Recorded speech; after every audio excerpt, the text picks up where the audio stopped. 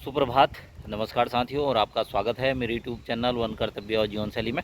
और दिनचर्या प्रारंभ हो चुकी है और एक भीगी भीगी और ठंडी ठंडी सुबह है और बारिश हुई है रात और 2 बार। पर वन विभाग के लिए तो अच्छा है और कि बारिश की ज़रूरत थी, बहुत तापमान बढ़ गया था। पर खेती के लिहाज से, किसानों के लिहाज से ये अच्छा नहीं है, क्योंकि कई किसानों ने अपने गेहूं की फसल को काट दिया था, तो उसमें बारिश हो गई तो वो दिक्कत है। खड़ी के लिए तो इतना खास असर नहीं होगा, पर जो भी है, अब कुदरत का अपना एक कार्यक्रम है।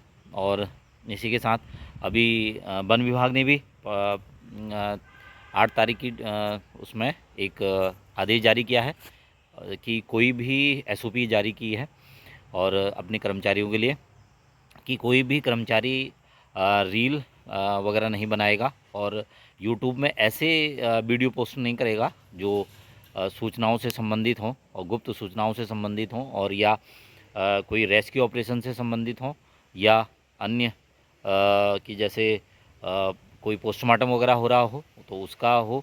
तो ऐसे हाथ बांधने की पूरी तैयारी है।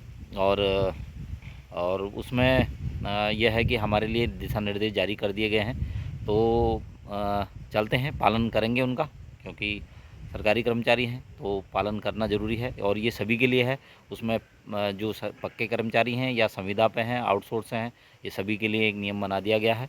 तो चलते हैं आगे और दिखाते हैं आपको कुछ और नई जानकारियाँ। ग्रेट हॉर्नबिल एक एक ये भी है प्राणी, और तो ये बिच्छू घास पर लगा हुआ है। देखिए,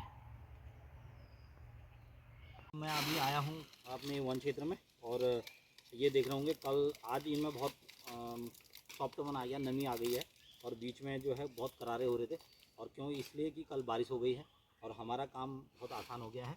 और इसके अंदर आप देख रहे होंगे पूरा पूरा क्षेत्र पीछे तक आप देख रहे होंगे, और तो पूरा ये साल फॉरेस्ट है और पूरे पेड़ जो है ये साल के ही हैं और इनके पत्ते बहुत ही ज़्यादा भरे पड़े हैं। और आने वाले जो दिनों में हैं तो हम इनका सफाई का कार्य चल रहा है और इन पत्तों को हटा करके, और ये बहुत ही ज़्यादा ज्वलनशील है ये वाला पत्ता।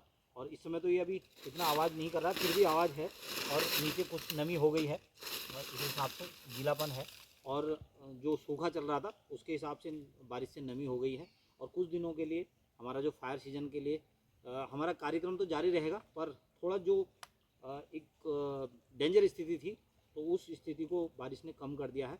और लगातार हमारा ये कार्य चल रहा है। मेरा भी एक वन कर्मचारी और एक आम नागरिक होने के नाते आपसे निवेदन है कि वनों को आग से बचाने में आपका भी एक बहुत एक रोल है, और आप उसमें सहयोग करें, और अप्रत्यक्ष और प्रत्यक्ष दोनों से हो सकते हैं।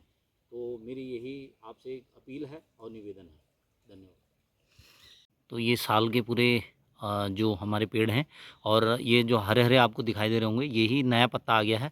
और जो मैंने आपको अभी वीडियो में दिखाया वो सब पुराने पत्ते हैं, और उन्होंने एक लेयर टाइप की बना दी है नीचे जंगल में, इस तरह से देख रहे होंगे आप। और पर ये मिसलेनियस है, इसमें जैसे आग लगेगी पता भी नहीं चलता है, और दूर से ही धुआं जब उड़ेगा और दूर से देखेंगे तभी पता चलेगा, अन्यथा ये पता भी नहीं चलता है, क्योंकि ये रुई की तरह मस्त मस्त जलती है और आगे बढ़ती है और पूरे जंगल को फूंक देती है। ये हाथी की भी उपस्थिति बनी हुई है, और नहर में पानी पिया है, और टस्कर का लगता है ये। रोहिणी का बहुत ही चाव से खाता है, रोहिणी को खाया गया है। तो कल के बारिश से, बूंदाबांदी से, तो नाले में भी कुछ पानी बढ़ गया है। तो ये भी वन्य जीवों के लिए और क्षेत्रीय जनता के लिए भी बढ़िया है।